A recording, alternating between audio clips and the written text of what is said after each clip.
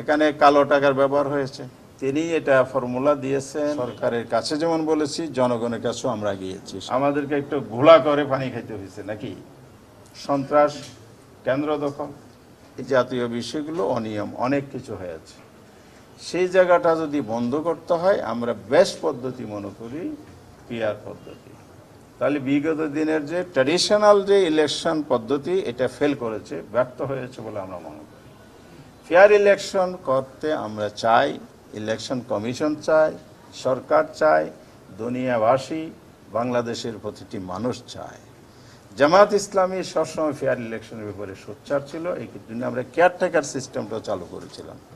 Caretaker সরকার পদ্ধতির প্রবর্তক জামাত ইসলামীর তৎকালীন আমির প্রফেসর গোলাম আজম, তিনি এটা ফর্মুলা দিয়েছেন। এটা সংবিধানেরও অন্তর্ভুক্ত হয়ে ইলেকশন হয়েছে একাধিক। সেগুলো কম্পারেটিভলি সুষ্ঠু হয়েছে বলেই রাজনৈতিক মহলেও আছে, দেশের জনগণও মনে করে। তা আমরা এই জন্য মনে করি যে ফেয়ার ইলেকশনের ব্যাপারে অলওয়েজ আমরা সিনসিয়ার ছিলাম। এই পদ্ধতিটাও আমরা সিনসিয়ারলি মনে করি যে দেশের জন্য কল্যাণকর হবে, সুষ্ঠু নির্বাচনের জন্য সহায়ক হবে, একটা বেস্ট পদ্ধতি। আরেকটা হলো ভোটারদের যে যথার্থ মূল্যায়ন। আপনি যদি একটা দল আসন ভিত্তিক সরকার গঠন করে, তাহলে তার 33% বা 40% ভোটের রিফ্লেকশন হয়, প্রতিনিধিত্ব হয়। পিআর সিস্টেমে যদি আপনি একটা প্রাপ্ত ভোটের পার্সেন্টেজ করে যদি পার্লামেন্টের প্রতিনিধিত্ব দেন, তাহলে এখানে যত দল পার্টিসিপেট করবে তার একটা স্ট্যান্ডার্ড যদি পার্সেন্টেজ এখানে পায়, ইটস লাইক 1% আপনি ধরেন, তাহলে 3টি আসন সে পেয়ে যাবে। তাহলে এখানে প্রত্যেকটি ভোটারের একটা পার্লামেন্টে প্রতিনিধিত্ব হবে। বাংলাদেশের যেসব দল গণতান্ত্রিক দল হিসেবে ইলেকশন সিস্টেমে পলিটিক্স করবে, কনস্টিটিউয়েন্ট পলিটিক্স করবে, তাদেরও এখানে পার্লামেন্টে প্রতিনিধিত্ব করার সুযোগ আছে।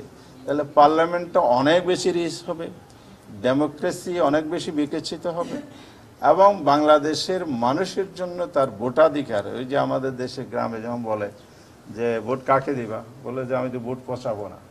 পিআরই হচ্ছে ভোট পচানো রোধ করার একটা পথ। তার মানে তার ভোটটাও কিন্তু এখানে পার্লামেন্টে তার একজন প্রতিনিধিকে খুঁজে পাবে।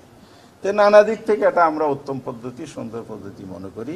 সে কারণে জামাত এটার উপর, আপনারা জানেন আমরা পাবলিক মিটিং করেছি 19শে জুলাই।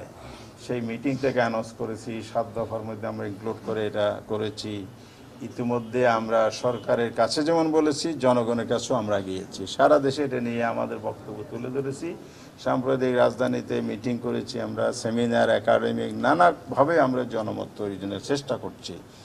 এখন যদি আপনি বলেন এটা সবাই চায় কিনা, সবাই সব কিছু নাও চাইতে পারে। কেয়ারটেকার সরকারকে সবাই চাইছিল?